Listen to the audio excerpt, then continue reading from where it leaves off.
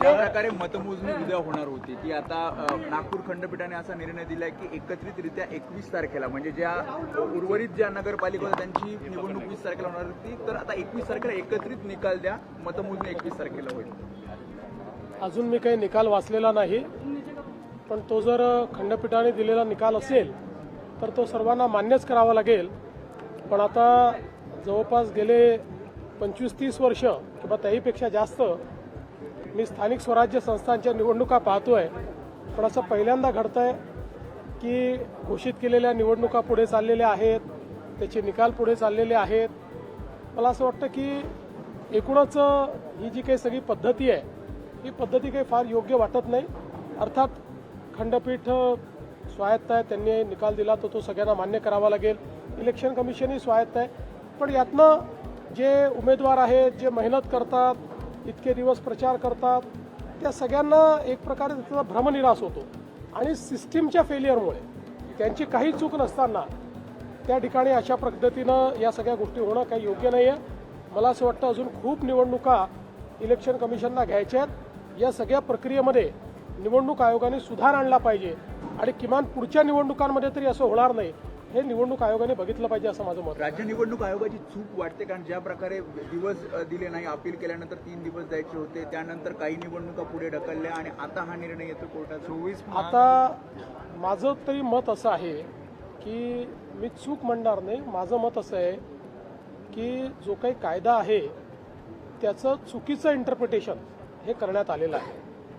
म्हणजे निवडणूक आयोगाचे वकील कोण आहेत मला माहीत नाही. विथ ऑल ड्यू रिस्पेक्ट अतिशय चुकीचं इंटरप्रिटेशन केलेलं आहे. कारण इतके वर्ष या निवडणुका आम्ही लढवतो आहोत, त्याचे नियम आम्ही बघितलेले आहेत. मीही अनेक वकिलांशी त्याचा सल्लामसलत केलेली आहे. माझं मत आहे की हे चुकीचं इंटरप्रिटेशन आहे आणि त्यातनं ही निवडणुकीची सगळी प्रक्रिया, कारण मी पुन्हा एकदा सांगतो की ज्या ठिकाणी सगळ्या गोष्टी फॉलो झालेल्या आहेत अशा ठिकाणी कोणीतरी कोर्टात गेलं आणि कोर्टाने त्याला दिलासाही दिला नाही तरी तो केवळ कोर्टात गेला म्हणून त्या ठिकाणी निवडणुका पुढे नेणं हे कुठल्याच तत्वात बसत नाही. हे अतिशय चुकीचं घडलेलं आहे. पण ठीक आहे, आता मी त्याच्यावर अधिक बोलणार नाही. या संदर्भात माझी पर्सनल नाराजी ही मी कालही प्रगट केलेली आहे आणि ती कायद्यावर आधारित आहे. माझी काही इलेक्शन कमिशनवर नाराजी नाही आहे. माझी नाराजी कायदेशीररित्या होत नाही याच्यावर आहे. जे 50% वरती जे आरक्षण गेलेलं आहे, मतदान झालेलं या ठिकाणी आज मतदान होतं.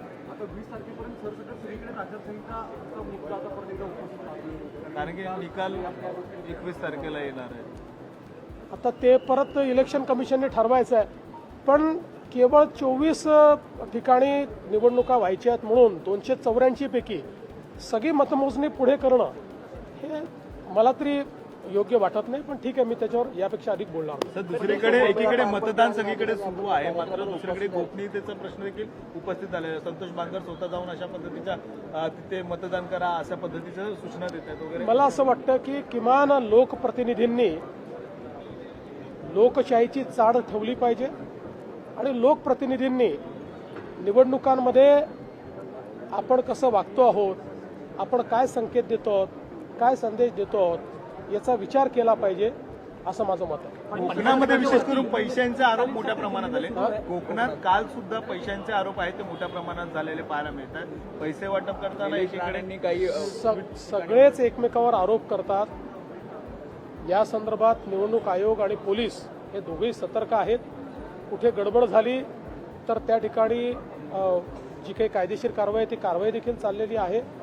मला असं वाटतं की ओव्हरऑल जर आपण बघितलं तर या निवडणुका शांतपणे पार पाडलेल्या आहेत. काही ठिकाणी टेन्शन आहेत, काही ठिकाणी अतिशय टोकाचे मतभेद देखील झालेले आहेत. होणं योग्य नाही आहे याचा सगळ्यांनी विचार केला पाहिजे.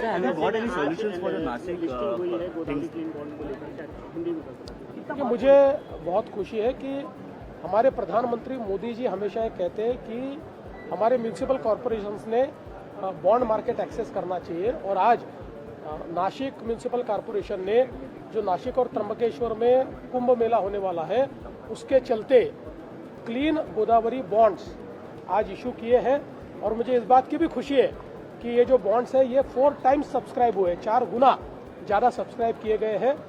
एक प्रकार से जो म्यूनिसिपल कॉरपोरेशन है इसमें इन्वेस्टर का विश्वास इस माध्यम से दिखता है।